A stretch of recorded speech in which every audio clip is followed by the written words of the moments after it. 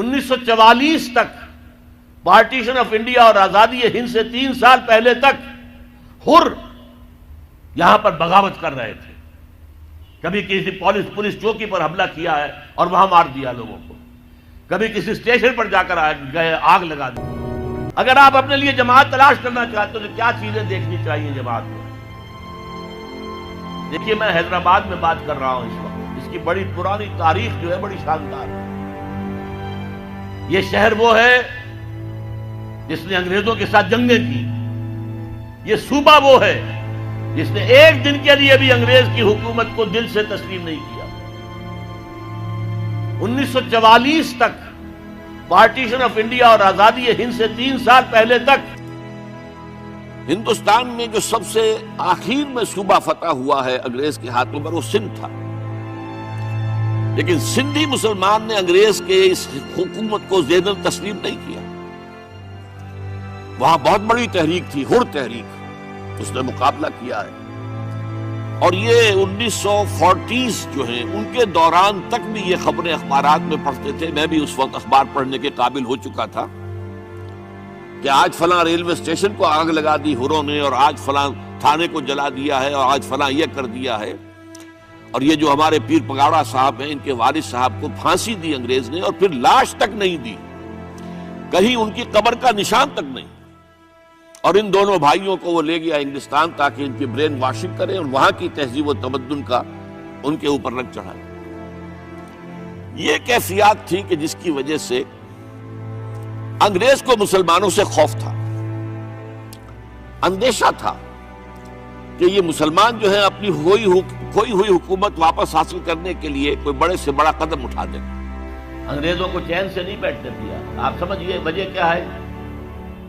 پنجاب میں کتنے کالج کھولے گئے, بھاولپور سے شروع ہو جائیں, S C college Bahawalpur, Emerson college Multan, Aitchison college, اور Christian Forman F C college, پھر مرے کالج سیالکوٹ, پھر گارڈن کالج راولپنڈی, پھر ایڈورڈز کالج پشاور, اس سب میں قائم کیے.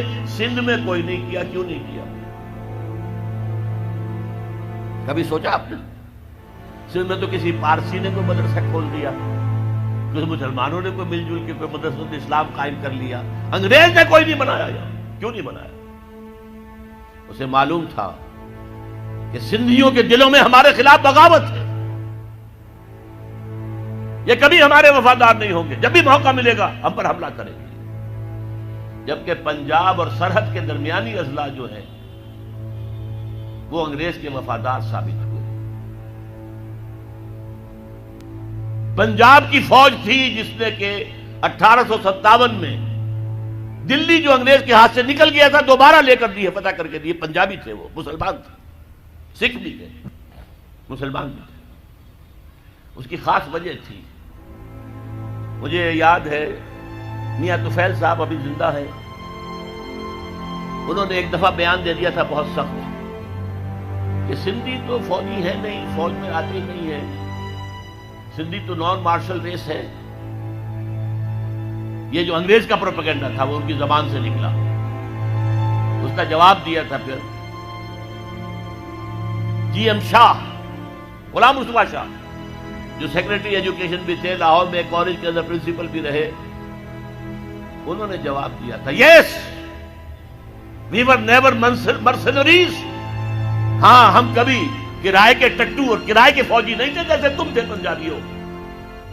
تم نے تو جا کر کعبے پہ گولیاں چلائی انگریزوں کی سپاہی بن کر.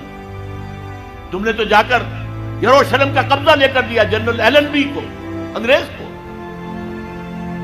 تو یہ سندھ ہے جس میں بات کر رہا ہوں. یہ سندھ ہے جہاں خاکسار تحریک بھی بڑی زبردست. تالپور برادران اس خاکسار تحریک کے بہت نمایاں کارکن تھے. یہ سندھ ہے جہاں پنجاب سے آنے والا ایک نو مسلم تھا پنجابی, سکھ سے مسلمان ہوا تھا, مولوی عبید اللہ, لیکن اس کے نام کے ساتھ سندھی لگ گیا ہمیشہ کے لیے. مجاہد انسان, حضرت شیخ الہند کا سپاہی عبید اللہ سندھی رحمت اللہ علیہ, وہ سندھ ہے یہ. اور میں آپ کو اور بات یاد دلا دوں سندھ واحد صوبہ ہے اس پاکستان کا جس میں کہ پارٹیشن سے پہلے بھی مسلم لیگ کی حکومت تھی، پنجاب میں یونینسٹ پارٹی کی حکومت تھی، ہندو مسلم سکھ مل کر بنائی تھی انہوں نے، مسلمانوں کی پارٹی نہیں تھی۔ مسلم لیگ کو ایک دن بھی وہاں وزارت نصیب نہیں ہوئی۔ سرحد میں ڈاکٹر خان صاحب کی وزارت تھی، باچا خان کا بڑا بھائی، وہ تو ریفرینڈم ہوا ہے اور غیور پٹھانوں نے پاکستان کے حق میں ووٹ دیا ہے، اور اس کے لیے مولانا شبیر احمد عثمانی رحمت اللہ علیہ نے بڑا پارٹ پلے کیا۔ وہاں کے پیر جو ہیں، پیر صاحب مانکی شریف، پیر صاحب زکوڑی شریف، انہوں نے بڑا رول پلے کیا ہے کہ پاکستان میں اسلام نافذ ہوگا، اسلام قائم ہوگا، لہذا ووٹ دو مسلم لیگ کو۔ ورنہ ظاہر بات ہے کہ یہاں تو سوائے سندھ کے کہیں بھی مسلم لیگ کی حکومت نہیں تھی۔ اور جی ایم سید صاحب اگرچہ وہ بعد میں جو کچھ اس ملک میں ہوا ہے اس سے بددل ہو گئے، ایک ریئیکشن ہوا ان پر، آخر ہوتا ہے، کیوں گردش بادام سے گھبرا نہ جائے دل، انسان ہوں پیالہ اور ساغر نہیں ہوں میں، ان پہ ایک رد عمل ہوا۔ ورنہ وہی تھے جنہوں نے 1943 میں کہا تھا، اے مائنورٹی پروونسز کے مسلمانوں، ہمیں یہاں ہندوؤں نے دبایا ہوا ہے، ہماری زمینیں جو ہیں ان کے پاس گروی رکھی ہوئی ہیں، سارا کاروبار ان کے پاس ہے، خدا کے لیے ہمیں یہ فن نہیں آتا، آؤ تم یہاں۔ ابھی پارٹیشن کا کوئی سوال نہیں ہے، میں 43 کی بات کر رہا ہوں، آؤ سندھ کے اندر تاکہ یہاں پر تم تجارت کرو اور تاکہ ہندوؤں کے مقابلے میں آ سکے۔ یہ جی ایم سید کی اپیل تھی۔ آج اسی سندھ میں کہہ رہا ہوں اسلام قائم کرنے کی جدوجہد، اور سب سے بڑی بات یہی سندھ تو تھا نا، سب سے پہلے اسلام کب آیا تھا، کہاں آیا تھا؟ 712 اور 713 عیسوی، 92 یا 93 ہجری، محمد بن قاسم کہاں سے آئے تھے؟ باب الاسلام کون سی جگہ ہے؟ سندھ۔ تو اس کو سر نو باب الاسلام بننا چاہیے، تحریک خلافت یہاں سے اٹھنی چاہیے، یہاں کے لوگ کھڑے ہوں۔ ہم نے انگریز سے بھی مقابلہ کیا اور آخری وقت تک کیا، ہم نے علامہ مشرقی کا بھی ساتھ دیا، ہم نے وہ ریشمی رومال کی تحریک بھی، اس کے اندر بھی بڑا حصہ سندھیوں کا تھا، جو حضرت شیخ الہند مولانا محمود حسن جو اسیر مالٹا رہے بعد میں، اس میں سندھ کا رول بہت بڑا تھا۔ آج پھر اس ملک کے اندر نظام خلافت کے قیام کے لیے میں سمجھتا ہوں کہ سندھ کو سب سے آگے ہونا چاہیے، سب سے بڑھ کر کام کرنا چاہیے۔ اس کے لیے اب میں آپ سے عرض کروں، خلافت قائم کرنا یہ ہمارا فرض، لیکن آج خلافت قائم ہوگی تو کیسے ہوگی، پہلے تو یہ مسئلہ ہوگا،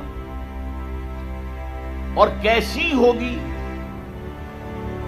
کیا بعین ہی وہی خلافت ہوگی جو 1400 برس پہلے تھی؟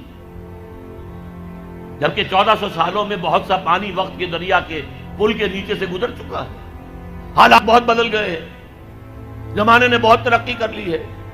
کیا 1400 سال قبل کا نظام دوبارہ آ سکتا ہے؟ ہاں آ سکتا ہے، اصول وہاں سے لیں گے، تفصیلی ڈھانچہ اس دور کے مطابق بنائیں گے، اصول وہاں سے ہوں گے، فنڈامنٹل وہاں سے ہوں گے۔ اسی لیے ہم فنڈامنٹلسٹ ہیں، امریکہ کان کھول کر سن لے، ہمارا دعویٰ ہے کہ ہم فنڈامنٹلسٹ ہیں۔ ہم اسلام کے اصولوں کو چھوڑ کر کہاں جائیں؟ تفاصیل میں، فروعات میں ہمارے اختلاط ہو سکتے ہیں، لیکن فنڈامنٹل آف اسلام اس میں ہمارا اتفاق ہے۔ تاریخی واقعہ آپ کو بتا رہا ہوں، جب مولانا شبیر احمد عثمانی رحمت اللہ علیہ کی مدد سے اور تحریک شروع کی تھی اصل میں مولانا سید ابو الاعلیٰ مودودی نے کہ اسلام کے نام پر ملک لیا گیا، اس کا دستور اسلامی ہونا چاہیے، مطالبہ نظام اسلامی 1948 میں اپریل میں اس وقت گورنمنٹ کالج لاہور کا سیکنڈ ایئر کا طالب علم تھا، میں نے وہ تقریر خود ان کی زبان سے سنی ہے، خالصہ ہائی اسکول کا میدان تھا، اس میں جلسہ تھا۔ اس وقت تک چونکہ مولانا مودودی سیاسی آدمی شمار نہیں ہوتے تھے، مذہبی آدمی تھے، دینی آدمی تھے، لہذا سب نے ان کا ساتھ دیا، مسلم لیگیوں نے ساتھ دیا، ڈاکٹر عمر حیات ملک، پھر مولانا شبیر احمد عثمانی رحمت اللہ علیہ، قرارداد مقاصد پاس ہو گئی، مان لیا ہمارا حاکم اللہ ہے، ان الحکم الا للہ، اللہ کے سوا کسی کے لیے حاکمیت نہیں ہے، یہ لکھا ہوا ہے آپ کے دستور میں۔ جو اختیارات ہمارے پاس ہے وہ تو اصل میں ایک سیکریٹ ٹرسٹ ہے، ایک نہایت مقدس امانت ہمارے پاس ہے، لیکن یہ اختیار استعمال ہوگا کتاب و سنت کی حدود کے اندر، باہر نہیں جا سکتے ہم۔ یہ سارے کام ہوئے تو بہت سے لوگ کھڑے ہو گئے، کس کا اسلام لاؤ گے؟ شیعوں کا لاؤ گے یا سنیوں کا لاؤ گے؟ دیوبندیوں کا لاؤ گے یا بریلویوں کا لاؤ گے؟ حنفیوں کا لاؤ گے یا اہل حدیثوں کا لاؤ گے؟ بتاؤ تو صحیح۔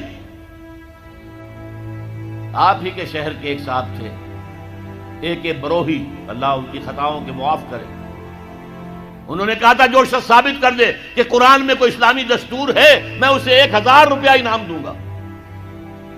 اور یہ 1000 روپیہ آج کا نہیں ہے، یہ میں بات کر رہا ہوں سن 48 کی۔ اس وقت 1000 روپے کس کی معنی کیا ہوتے تھے؟ 10 لاکھ سے کم تو نہیں تھا۔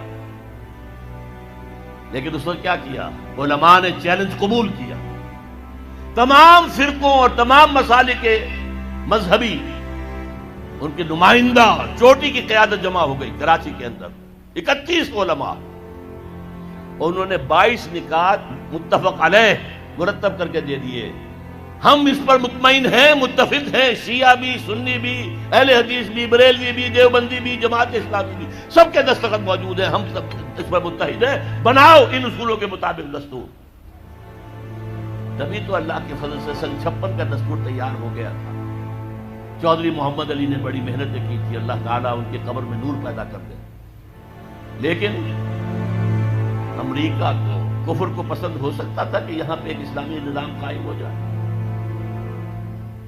یہ بیچارے افغانوں نے سوائے چند سزاؤں کے اور تو کچھ اسلام ابھی نافذ نہیں کیا تھا۔